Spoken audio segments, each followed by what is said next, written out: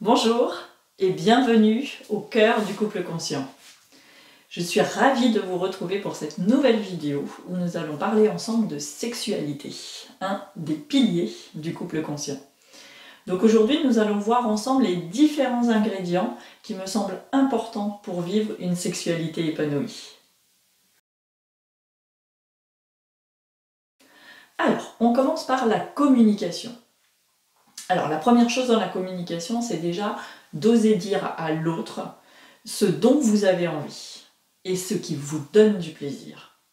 Donc, ce genre de conversation, ça peut avoir lieu à différents moments. Ça peut être dans les moments de la vie de tous les jours, à un moment où vous discutez de manière générale de votre couple, mais ça peut être aussi juste avant de s'engager dans l'acte sexuel, et aussi ça peut être pendant l'acte sexuel. Surtout ne partez pas du principe que l'autre doit savoir ce qui vous fait plaisir, ou doit le comprendre sans qu'on lui dise. En gros, s'il m'aime, il doit savoir. Mais l'autre, en fait, il ne peut pas deviner à chaque instant comment vous vous sentez à l'intérieur et ce qui vous ferait du bien à cet instant. N'oubliez pas que nous sommes des êtres en mouvement perpétuel et qu'en fonction de mon énergie du jour, je ne vais pas avoir envie de la même chose. Donc n'hésitez pas à nommer ce qui vous ferait du bien, dans la complicité, dans la tendresse, sans exigence ni reproche. Reprenez la télécommande et ne donnez pas l'unique responsabilité à l'autre de votre plaisir. Vous avez également la responsabilité de la ou de le guider et de lui dire ce que vous aimez et ce qui vous ferait plaisir dans l'instant. Une deuxième chose dans la communication, c'est d'écouter l'autre. Donc ça peut être par des paroles, comme on vient de le dire. Vous apprendrez beaucoup en écoutant votre partenaire, vous dire ce qui lui fait plaisir. Mais une autre chose importante, c'est aussi d'être à l'écoute de l'énergie de l'autre sur l'instant. Parce que, imaginez, vous arrivez avec une énergie plutôt animale, plutôt primale, et que l'autre est dans une énergie plutôt douce et sensuelle, la connexion elle va être difficile à obtenir. Donc dans ce cas-là, essayez de sentir dans quelle énergie est l'autre. Et n'hésitez pas à en parler pour trouver un terrain d'entente mutuelle, où chacun sera satisfait à 100%. Il ne s'agit donc pas de satisfaire l'autre avant soi-même, mais bien de trouver une autre manière de faire qui va combler en fait les deux personnes. Et on va trouver un accord depuis nos cœurs et pas depuis nos têtes. La communication, ça va être aussi d'exprimer ses limites et de savoir dire non. C'est-à-dire sortir du schéma, je dis oui pour faire plaisir à mon ou ma partenaire, même si moi, j'en ai pas vraiment envie. Il est important d'exprimer vos limites. Et pour cela, vous pouvez tout simplement exprimer ce qui pourrait être bon pour vous à ce moment-là. Par exemple, que vous avez plutôt envie de faire un câlin ou de rester collés l'un contre l'autre, que vous avez plutôt envie d'un massage ou de caresses, ou que vous avez plutôt envie de dormir, car vous avez besoin de repos, par exemple. Ou que vous avez plutôt envie de faire autre chose, par exemple. Exprimez-vous depuis votre cœur. Et n'oubliez pas aussi qu'on a le droit de changer d'avis. C'est-à-dire qu'un oui peut devenir à tout moment un non. Et le contraire est vrai aussi. Un non de départ peut devenir un vrai oui par la suite. Alors, vaut-il mieux se donner des rendez-vous ou privilégier la spontanéité ? Eh bien, pour ma part, je dirais que les deux façons de faire me semblent pertinentes. Certains vont estimer que les rapports qui sont planifiés ou préparés sont un tue-l'amour et qu'il vaut mieux privilégier la spontanéité. Pour ma part, je trouve qu'il est effectivement intéressant de laisser la spontanéité s'inviter dans le couple. C'est-à-dire de laisser l'énergie du moment entrer en action et de se laisser guider et porter par l'énergie sexuelle, si elle est présente à l'instant. Si les conditions autour de vous sont réunies, vous pouvez vous abandonner à ce moment-là dans l'acte sexuel. Et d'un autre côté, lorsqu'on est pris dans l'engrenage de la vie quotidienne, par les soucis, par les enfants, par le manque de temps, par la fatigue et d'autres choses, il se peut que la sexualité ne s'invite plus spontanément au sein du couple. Et donc dans ce cas-là, se programmer des rendez-vous régulièrement peut permettre un épanouissement différent. Car vous allez choisir un moment où vous pouvez être tranquille, sans grande contrainte de temps. Et ça sera un espace qui vous permettra d'avoir un lieu physique, énergétique et aussi psychologique de partage avec votre partenaire. Vous pouvez vous créer une bulle hors de votre vie quotidienne qui vous permettra de vous déconnecter des tracas quotidiens et de vous rendre disponible à l'autre. C'est une façon de changer votre énergie, de sortir des pensées et d'entrer plus en profondeur dans l'acte sexuel et de développer une connexion qui va être forte avec l'autre.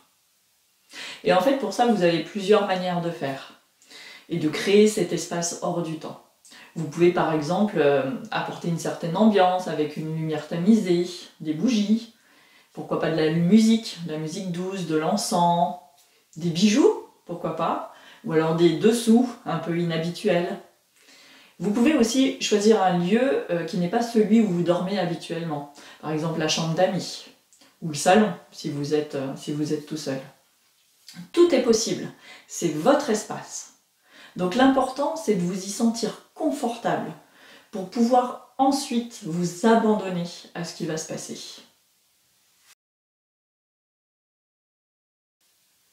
Alors, soyez inventifs pour varier les plaisirs. Pour certains couples, l'acte sexuel peut devenir une chorégraphie très millimétrée. En résumé, préliminaire, pénétration et éjaculation. Et pourtant, il est possible de trouver une multitude de façons de varier les plaisirs, mais aussi d'entretenir le désir. Parce que le désir, c'est quelque chose de plutôt mystérieux, qui est soumis à beaucoup d'aléas, et dont il convient vraiment de prendre soin, ensemble. Le désir, c'est quelque chose qui se crée, qui se cultive, qui se nourrit, et qui se réinvente. Et pour cela, être inventif et sortir du schéma classique, ça peut vraiment être des clés. Tout d'abord, il semble important de bien connaître sa propre anatomie et celle de son ou sa partenaire. Et aussi la diversité des modes d'accès au plaisir. Et tout ça, c'est pas inné. Ça s'apprend. Et ensuite, comment être inventif avec tout ça ? Ça peut être par plein de choses différentes. Ça peut être par exemple par le changement régulier des positions, mais aussi du rythme. N'hésitez pas à ralentir le mouvement, par exemple.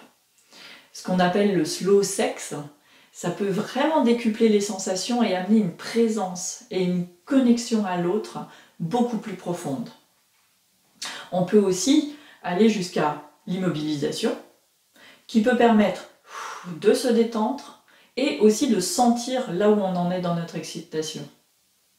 On peut donc alterner comme ça des mouvements rapides et lents.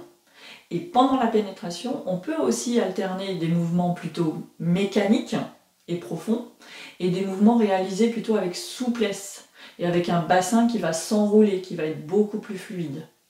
Donc globalement, la variété des mouvements et des positions, ça va procurer une variété de sensations.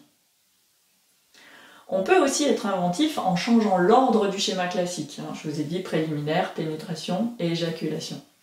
Et sortir des codes habituels. Et si on commençait par la pénétration aujourd'hui ? Et s'il n'y avait pas de pénétration aujourd'hui ? Et si on n'utilisait que nos doigts ? Et si on décidait que tu n'éjacules pas aujourd'hui ? Et si on utilisait un objet, un sextoy ou autre ? Donc plein de possibilités. Et une autre manière aussi d'être inventif pour varier les plaisirs, c'est d'inviter le jeu dans l'acte sexuel. Alors là aussi, il y a de nombreuses manières de faire, du moment que ça vous amuse tous les deux. Par exemple, je serais une femme d'expérience et toi, ça serait ta première fois. Alors j'aurais tout à t'apprendre. Ou alors, tiens, si on faisait croire qu'on est des inconnus et qu'on se rencontre pour la première fois. Je suis sûre que vous ne manquerez pas d'imagination pour vous créer des différents scénarios. Alors, la connexion à ces sensations. Pour qu'une sexualité soit épanouie, l'énergie sexuelle a besoin de circuler, d'être fluide. Et pour ça, il va être important de se détendre et d'aller se connecter à ces sensations corporelles pour laisser de côté les pensées qui nous encombrent. Être à l'écoute de ces sensations, ça va nous permettre d'être plus présents à soi et aussi à l'autre. Mais être à l'écoute de ces sensations dans la sexualité et l'intimité, ça va passer aussi par le fait de laisser de côté nos pensées et tout ce qui peut être présent à ces moments-là. Les peurs, les projections, les hontes, les angoisses, les croyances limitantes, nos conditionnements, les blessures. Et pour être à l'écoute de ces sensations, il va être important d'aller regarder tout ça de près. La fluidité et la détente, ça va passer essentiellement par l'amour de soi. Ça va passer par le fait d'assumer tant nos parts de lumière que nos parts d'ombre. Et en fait, la sexualité, ça peut être un vrai révélateur de ces parts d'ombre. Car ça peut venir appuyer sur nos traumas, nos blessures, nos peurs, nos croyances. Et là, si votre partenaire a la même intention que vous de grandir ensemble, alors la sexualité peut devenir aussi une vraie thérapie. Si chacun développe sa qualité de présence dans la sexualité, on va pouvoir guérir les blessures et sortir des peurs, des tabous. Donc si on apprend à s'aimer, on va pouvoir partager cet amour de soi avec l'autre, dans l'intimité et le plaisir. L'amour de soi et la connexion à soi va entraîner de fait une plus grande connexion et une plus grande présence à l'autre. Et une petite parenthèse à ce propos, si vous voulez amener plus de connexion et de présence à l'autre, rien de mieux que de se regarder dans les yeux pendant que vous faites l'amour. Alors, se connaître et connaître l'autre. Donc pour vivre une sexualité épanouie, il semble déjà important de connaître sa propre anatomie et celle de l'autre. La sexualité, ça se construit lentement. Et ça passe tout d'abord par l'exploration de notre corps. Le cheminement demande un petit peu de curiosité. Chaque femme et chaque homme sont différents. Chacun a ses propres zones érogènes. À chacun et chacune d'aller découvrir son anatomie pour mettre en lumière ce qui lui procure du plaisir. Une fois que l'on aura exploré par soi-même son corps, on pourra guider plus facilement l'autre. Savez-vous par exemple ce qu'est votre périnée? Et que si vous apprenez à le contracter et surtout à le relâcher, vos sensations corporelles et votre détente vont augmenter. Savez-vous, pour vous mesdames, comment est fait l'intérieur de votre sexe? Quelles sont les différentes zones qui peuvent vous procurer du plaisir? Faites connaissance avec vous-même. Comment chemine votre désir? Comment survient votre plaisir? Avec une connaissance intime de soi, vous pourrez vous épanouir pleinement avec l'autre.